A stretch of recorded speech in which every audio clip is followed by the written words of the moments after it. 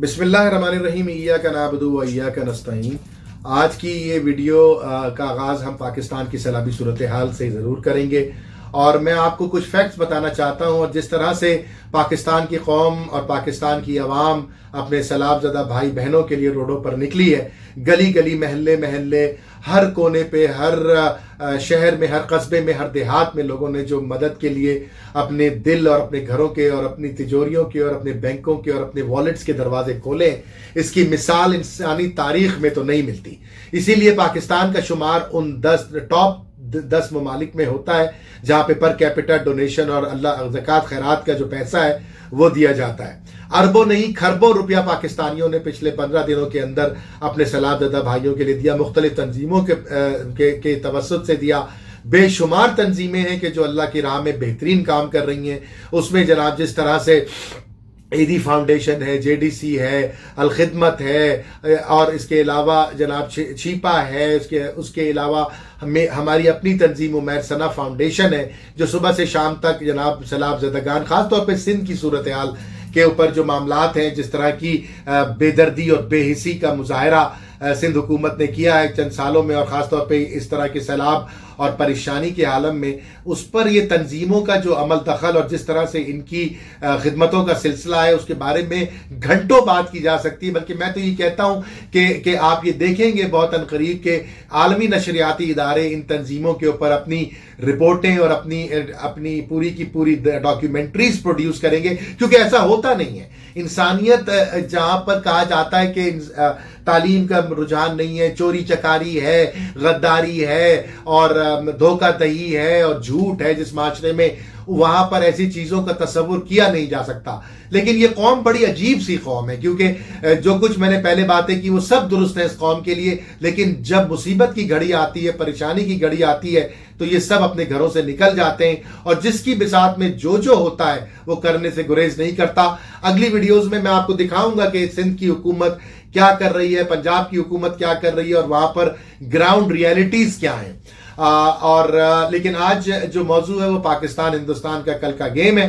पाकिस्तान के लिए 2-3 चीजें बड़ी फिक्रमंदी की बाइस हैं। पहली चीज तो ये है कि पाकिस्तान के पास ओपनर्स और खासतौर पे रिजवान की बैटिंग टेक्निक, जो गेंद मिडिल स्टंप और थोड़ी सी लेग स्टंप पे हो, उसको रिजवान जो ऑन साइड पे खेलते हैं 70-75 बल्कि 80% रन अपने जो है वो उसी एरिया में स्कोर करते हैं।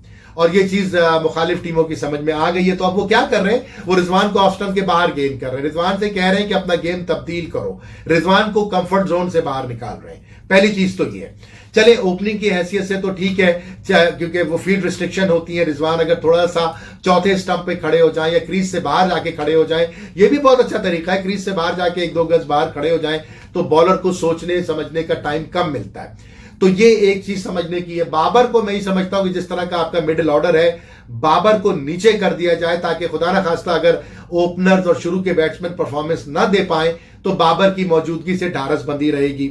फिर दूसरा, रिजवान भी खुल के खेलेंगे। उसकी वजह यह कि रिजवान को डर नहीं होगा कि जनाब अगर मैं आउट हो गया तो पीछे क्या होगा।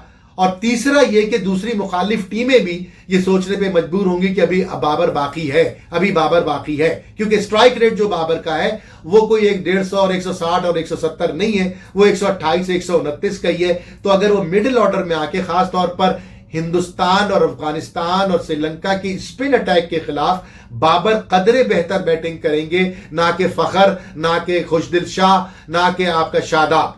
ये बात को अच्छी तरह समझ लें कि अगर किसी शख्स में थोड़ी बहुत भी सलाहियत है स्पिन को इस ट्रैक पे खेलने की, आपके पास राशिद खान जैसा बॉलर होगा, चहाल जैसा बॉलर होगा, अक्षर पटेल जैसा बॉलर होगा, मुजीब जैसा बॉलर होगा, तो वो बाबर के अंदर है। तो बाबर को रोक के रखें, बाबर को तीसरे चौथे नंबर पे खिलाएं ताकि ऊपर और नीचे थोड़ी सी स्टेबिलिटी आए।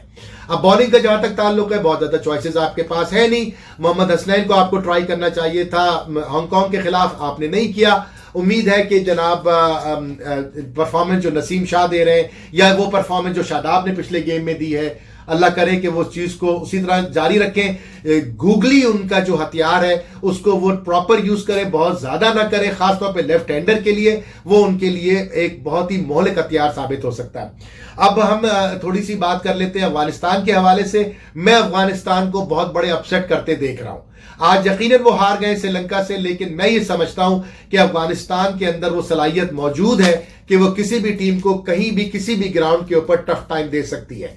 तो अफगानिस्तान को जरा वॉच कीजिएगा, क्योंकि पाकिस्तान अफगानिस्तान के खिलाफ कंफर्टेबल नहीं होगा और ना हिंदुस्तान होगा। जो हार्ड हिटिंग बैट्समैन है वो राशिद खान और मुजीब की जादूगरी के सामने बहुत ज्यादा अपने हथियारों को इस्तेमाल नहीं कर पाएंगे और उसको वॉच करने की जरूरत है। और आइंदा 4 दिनों के अंदर अंदर मेरी बात के ऊपर शायद आपको यकीन आ जाए। अल्लाह करे कि मैं गलत हूं अफगानिस्तान और पाकिस्तान के मामले में, लेकिन ऐन मुमकिन है कि मैं दुरुस्त भी हो सकता हूं।